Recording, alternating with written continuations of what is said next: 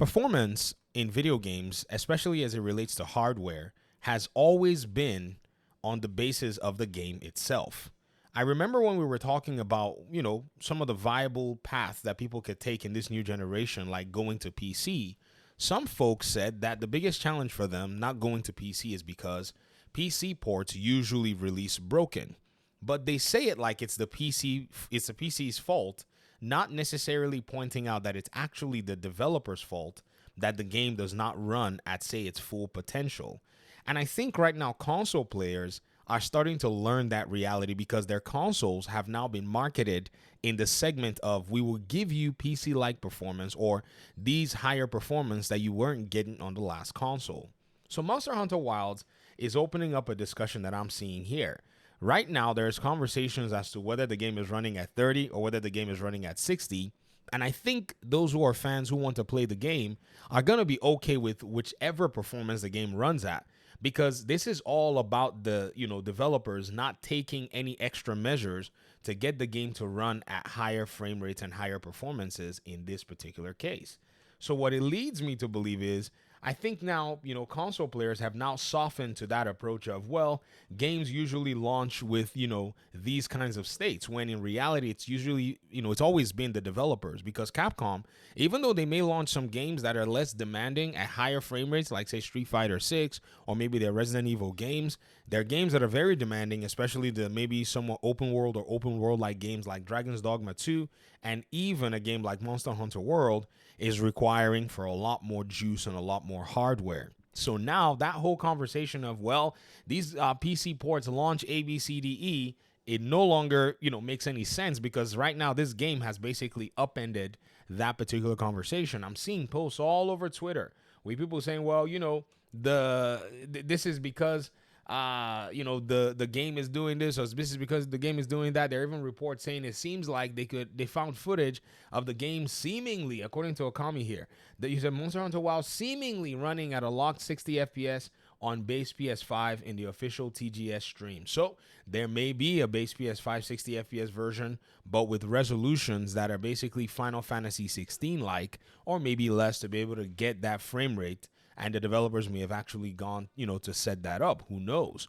But I think it's actually very interesting right now, because now a lot of the console players are about to start feeling, what it is that most PC players have felt for the most part. You'll buy good hardware, you'll buy powerful hardware, but developers will basically just optimize to what it is that they choose to optimize. And the PS5 Pro coming out already touting, improved hardware and all of that stuff is going to be very interesting, because a lot of games are going to run better on the PS5 Pro hardware. But what you're going to find out is some developers are not going to prioritize 60 FPS. They're going to walk away and say, we've given you the game at 30 FPS, and that's how it's going to basically be. And what's really interesting is Monster Hunter Wilds possibly running at 30 FPS right now is not in any way causing up a storm of negativity, like, say, when the developers at Xbox said that their Avowed game has already reached its target at 30 FPS, or when the developers that are working on Stalker, the game, also said that their game was running close to 30 FPS. Could it be that gamers are quite selective in the outrage that they actually throw out there based on the game or based on the platform? I think that's the case. I've always known that that was the case. I've been talking about this for a very long time, exposing the hypocrisy, or I guess the selective outrage, even as far back as Gotham Knights, because having looked at the way gamers interact with their own video games, it's kind of, in a sense, uncanny and weird that they would, in some sense, yell at one game for doing something that they're going to pretty much go enjoy another game for or with the exact same, deficiencies. So looking at this Monster Hunter Wild situation is very critical and important to this overall discussion, because I really have to ensure that we are pointing out, like, yo, guys, are you guys really serious that performance is a big problem for you, or is a big need for you? Because at the end of the day, what I think, really can resolve a lot of these performance, challenges that a lot of people have, is that they invest in a platform that can mitigate for these challenges for the most part, which is getting yourself a gaming PC and being able to upgrade the gaming PC to be able to play the games that you actually do want to play at the performance metrics that you do want to play. This has always been the very best part of PC gaming. There's no doubt about that. I mean, if you think about it, the the premise that they can actually decide, okay, this is how we're going to scale this game for this hardware. And then you as the player goes and says, nope, I'm going to play it at this particular performance because I can now make a change because this is a game that I'm going to invest a lot of time and effort in. That's how I went to PC. I was playing Tom Clancy's The Division 1 and actually playing it at 30 FPS on the PlayStation 4 for a very long time.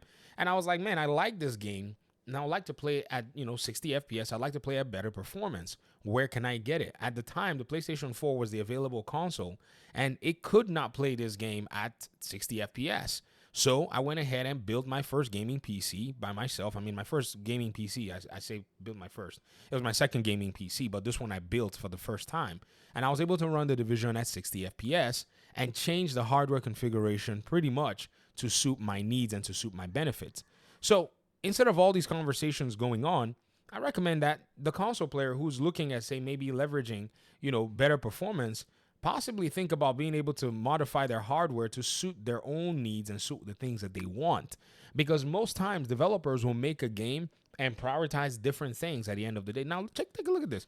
This says that the system requirements for this game is a i5, 10600, Ryzen 5 3600, around this level of, say, maybe 4-core 8-thread processors. And then it's asking for a GTX 1660 or an RX 5600. This is actually quite decent software. Hardware. This is hardware that's on the low end that anybody can get into. However, it's basically an upscaled 720 and it's running at 30 FPS. I think the reports right now that are talking about the game seemingly locked at 60 FPS right now is more than likely upscaling that's going on, which is fine. If that's how they can get their game there, then, it is what it is. As a wannabe game developer myself, I'm just, looking at these big companies just suffer and run through, weak hardware specs. Because to be very honest, these hardware specs have, shot forward in some sense, but the software is also still catching up. And also look at their own engine too, as not being capable of rendering at these performances as well. They need to do a lot of work on their engine. And then on the high side, on the recommended side, they're asking for an RTX 2070, which is really high. Like, there's only one PlayStation game that's asking for like a 2070 on the recommended, or 2060, or maybe two. I think it's like Horizon Forbidden West and Returnal. Those are the two PlayStation games that are asking for a lot in terms of, hardware that's actually beefy. Or you can use a 4060 or a 6700 XT, which is slightly better than the PlayStation 5. So somewhere in the middle here, I think they can still squeeze 60 FPS with a little bit of frame generation. The FSR model with the AMD components inside of the PS5 can probably spit it out, and I think that's probably what people are seeing here. But I thought I'd make this video and talk about this because it's a very interesting, paradigm. It's a very interesting perspective to see people now actually have a better understanding because they're now in the ecosystem. They can now feel, the entirety of the challenges that people have been facing and see that the nexus has always been with the developer and not exclusively the platform. So that's pretty much my video, just to talk about the hardware stuff and talk about Monster Hunter Wilds and see how, everyone is okay with it. Everyone is, calm with it.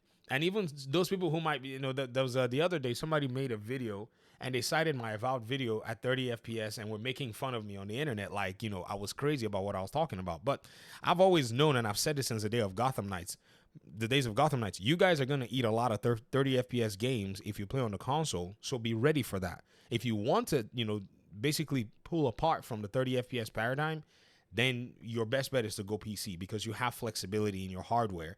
Because if the developers are rigid in their optimization and they don't want to do much more, you can still call the shots and still enjoy the game for the most part, anyways, depending on how much you're willing to spend, on your own terms. If they decide that they don't want to, then you don't buy the game. I mean, people do it also on console. They look and say, this game doesn't have the, requirements that I need, and it's a game that I can probably wait for. They also don't buy the game. So it is what it is. Thanks for watching the video. Appreciate you guys so much. Peace out.